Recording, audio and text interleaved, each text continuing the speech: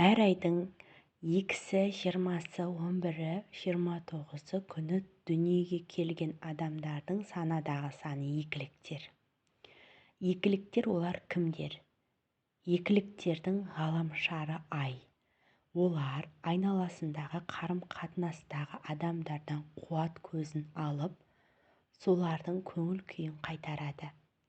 Екіліктер адамдарды түсініп, ара қатынасты түзеуге келген және оларды туа біткен психологтар деп те атауға болады. Екіліктерге қарым-қатынассыз, байланыссыз өмір сүру өте қиын. Жалғыздық олардың жанын күйзеліске ұшыратады. Түсінуге деген ықылас пен қабілеттің арқасында мұндай адамдар дипломаттар, ішкі істер министрлері болып жұмыс істей алады. Екіліктер туа біткен, орындаушылық қасиеті жоғарғы адамдар. Оларға бір тапсырма берсең, мүлтіксіз орындайды. Екіліктер адамдармен тіл табысудың тәсілін біледі. Өте төзімді.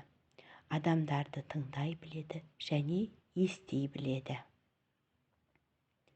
Екіліктер қоғамдағы жаман және жақсы, мені түсінеді немесе түсінбейді деп бөледі.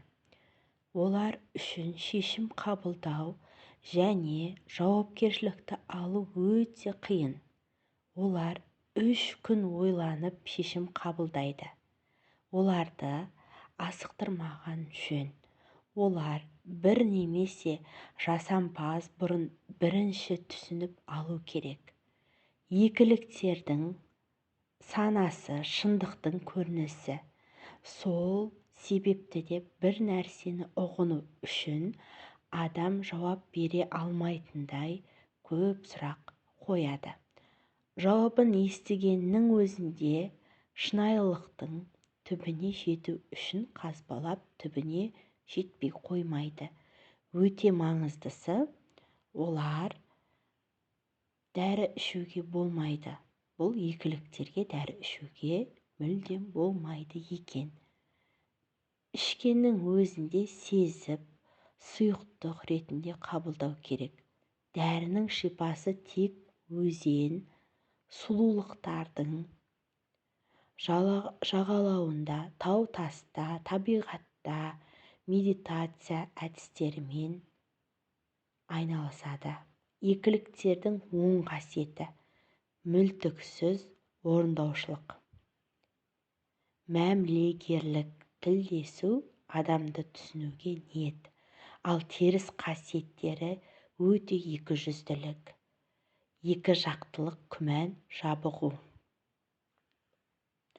Өзіңізді таныдыңыз ба? Танысаңыз белгілей. Каналға тіркеліп, комментарий қалдырып, және де лайк баса кетіңіз.